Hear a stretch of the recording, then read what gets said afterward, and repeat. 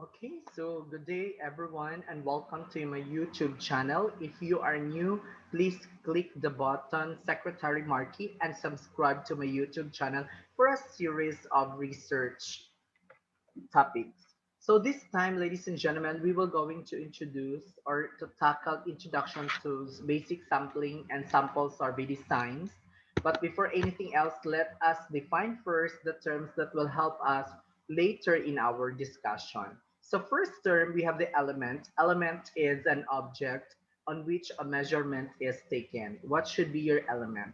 Second one is the population, meaning a population is the totality of the elements about which we wish to make an inference. Example, we have the target population and we have also the sampled population. So sampling units, meaning these are the non-overlapping collection of elements from the population. We have the primary sampling units and the secondary sampling units. So a frame is a list of sampling units, while a sample, meaning is a collection of sampling units drawn from a frame of frames, while an estimator is a function of an observable random variables and perhaps other known as the constant. So a specific value of an estimator is called an estimate. Now, what is data? When you say data, these are the pieces of information obtained in a study. So they are the actual values of the study variables. So there are two types of data. We have the quantitative data, meaning those are the numeric variable values, while a qualitative data naman are the narrative descriptions. Now let's start with quantitative research. So quantitative actually is a formal, objective, systematic process using measurement, hypothesis testing, and data analysis. It is a traditional approach such as experiments, questionnaires, and surveys. Well, on the other hand, qualitative research is the evaluative, subjective life experiences and give meaning to them. Focuses on understanding phenomena from an individual perspective, approaches such as what are the approaches? So we have observation and in-depth interviews, case studies, or a narrative analysis. So now what is a survey? When we say a survey, it is a systematic collection of data from populations or samples of population through the use of personal interviews and other data gathering devices. So what are the criteria of a good survey practice? So we have here it should be a measurable, meaning there is a measurability, the possible to provide estimates having the needed accuracy. It must be a self-contained and it must be possible to measure the accuracy on the basis of the survey itself without having to resort to strong assumption about the population.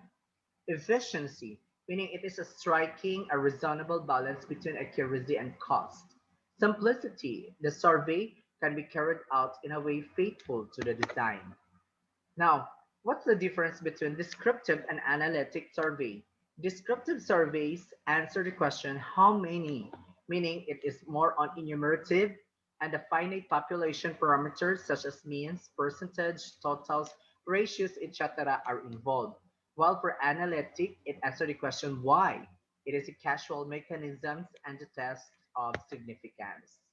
So what are the sources of our data? So there are two types of sources of data. We have the primary data and the secondary data.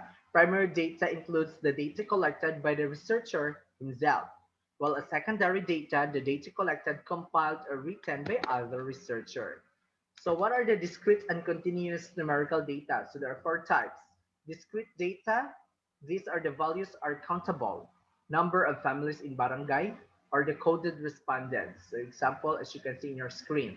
While for our continuous data, the values are within an interval. Example, the income, the temperature, the height, and the weight. So the levels of measurement for our numerical data. For nominal and ordinal, actually those are the qualitative data, while for the interval data and ratio data, those are quantitative. Now for nominal data, data are really not numerical but are merely labels or assigned values. Example for sex, number one for male and zero for female. For the color of hair, one, two, three. Defective, we have zero, and non-defective for one. Ordinal data is the data can be arranged in order. Example, the fastest in a race, You can have 1, and the slowest is 10. For best, we have 5. For the poor, we have 1. For the highest grade, we have A, and for the lowest, we have F. So internal data is the difference between the values of internal has meaning. So it is a meaningful to add an average such data. Example, temperature. There is a differences in temperature between 40 degrees Celsius and 41 degrees Celsius is the same as that between 80 and 81 degrees Celsius. A ratio data is a differ from interval data in that there is a definite zero point, which indicates that nothing exists for the variable being measured. Example, typically data consisting of areas, counts, volumes, and weights. So, yan. So why sample? Why not whole population? It's because there is a budgetary requirements, also the time element, and most especially is the variance or degree of error acceptable to the researcher. So what are the concept of sampling? Who and what do you want to study? Choosing subjects who are representatives of the study population, and the random and non-random sampling. So advantages of sampling: a sample survey is a more economical. It can be accomplished faster. It covers a wider scope. It yields more accurate information, and it's sometimes the only feasible method. Yan.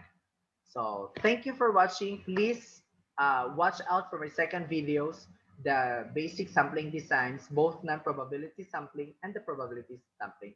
Thank you and God bless everyone.